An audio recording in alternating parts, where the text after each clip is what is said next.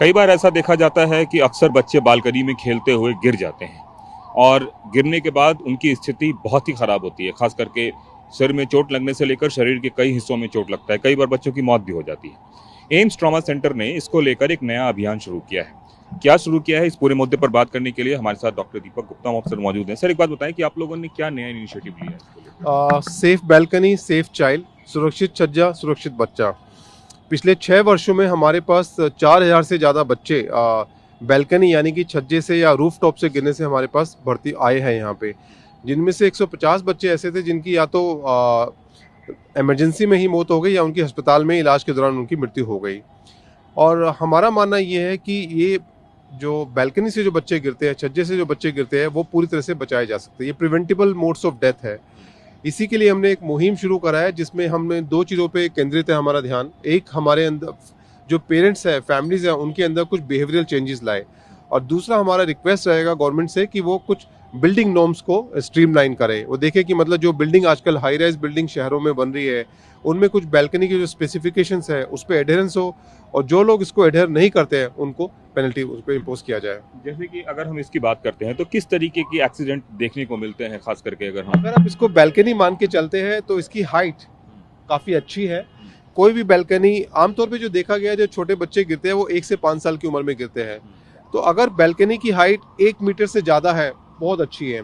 लेकिन इस बैल्कनी में सबसे बड़ी परेशानी ये है कि जो इसके लिम्स है, बैलुस्ट्रेड्स है, वो हॉरिजॉन्टल है, यानी कि ऐसे है, और बच्चा इस पे पाँव रखेगा, इस पे पाँव रखेगा, इस पे रखेगा, वो नीचे गिर जाएगा, जंप कर जाएगा। तो हमेशा बैल्कनी में सीधे आपके बैलुस्ट्रेड्स होने चाहिए, नंबर 1। नंबर 2, जो 2 होते हैं उन दोनों के बीच में जो डिस्टेंस है वो 4 इंच से कम का होना चाहिए। अच्छा। इसका डिस्टेंस आप देखिए कितना बड़ा है, बच्चा आराम से इसके थ्रू एंड थ्रू चला जाएगा। जो बैल्कनी होती है वहाँ पे कोई भी फर्नीचर, कोई भी कुर्सियाँ, मेज, प्लांट्स नहीं होने चाहिए, क्योंकि बच्चा उन पे चढ़ के आगे गिरने का उसको रिस्क रहता है।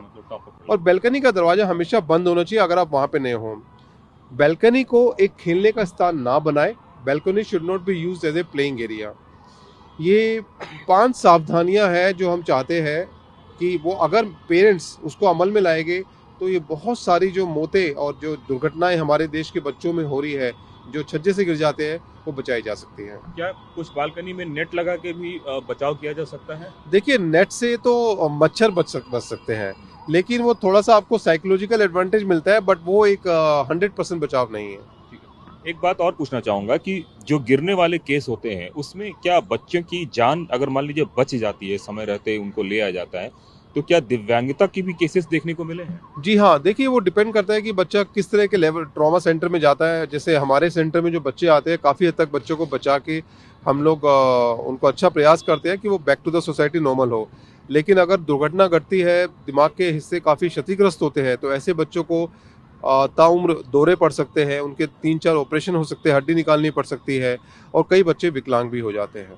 तो अगर हम एक गोल्डन आवर की बात करें तो कितने देर में गिरने के बाद, हालांकि ऐसे तो गार्जियन तुरंत दौड़ के लेके आ ही जाता है, लेकिन क्या कोई गोल्डन आवर टाइप का भी कोई थीम है? ये निर्भर करता है कि बच्चा कितनी ऊंचाई से गिरा है। अगर देखा गया कि बच्चा 10 फुट से ज़्यादा की ऊंचाई से आता है या दूसरी तीसरी मंजिल से आता है, तो इसमें 60 से 70% बच्चे अस्पताल पहुंच ही नहीं पाते हैं, उनकी वहीं पे ऑन स्पॉट डेथ हो जाती है।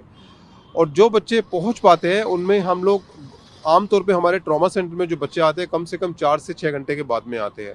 तो इसमें गोल्डन आवर का कंसेप्ट जो रोड ट्रैफिक एक्सीडेंट्स में एप्लीकेबल होता है, वो सर से छत से गिरने में आमतौर पे देखा नहीं गया है। बट हाँ, जितना जल्दी उतना बेहतर। आप लोग जो ये मुहिम चला रहे हैं, अब तक आप लोगों को इसका कुछ असर देखने को मिला है? क्या कुछ पेरेंट्स पहले से अवेयर हो पा रहे हैं इसको लेकर? जी नहीं, ये मुहिम हम 2 साल से चला रहे हैं, सेफ बैल्कनी सेफ चाइल्ड, और इसका अभी तक कोई असर नहीं आया। उसका प्रमाण ये है कि पिछले 2 सालों के अंदर जो फॉल फ्रॉम हाइट के जो बच्चे हमारे पास आ रहे हैं उनकी संख्या उतनी ही है। हर वर्ष हमारे पास 2018 से तकरीबन 700 बच्चे यहाँ पे भर्ती होते हैं, तो उसमें कोई बदलाव नहीं आया है। बच्चों के एडमिशन के नंबर्स थोड़े इंप्रूव हो गए क्योंकि सरकार ने एम्स ट्रॉमा सेंटर में बेड्स की संख्या बढ़ा दी है।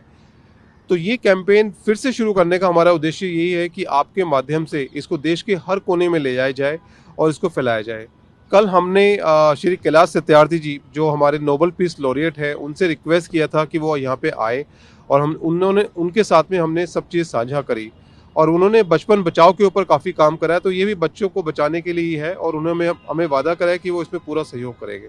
निश्चित रूप से गर्मी छुट्टी आने वाली है और सबसे ज़्यादा परेशानी छुट्टियों के दिनों में होता है। बावजूद इसके अगर छुट्टियों के दिन ना भी हैं तो पेरेंट्स इन 5 फॉर्मूले को ध्यान रखें, जैसा कि डॉक्टर साहब ने बताया, ताकि बच्चों की जान बचाई जा सके। कैमरामैन अशोक के साथ कुमार कुंदन, टीवी 9 भारतवर्ष, दिल्ली।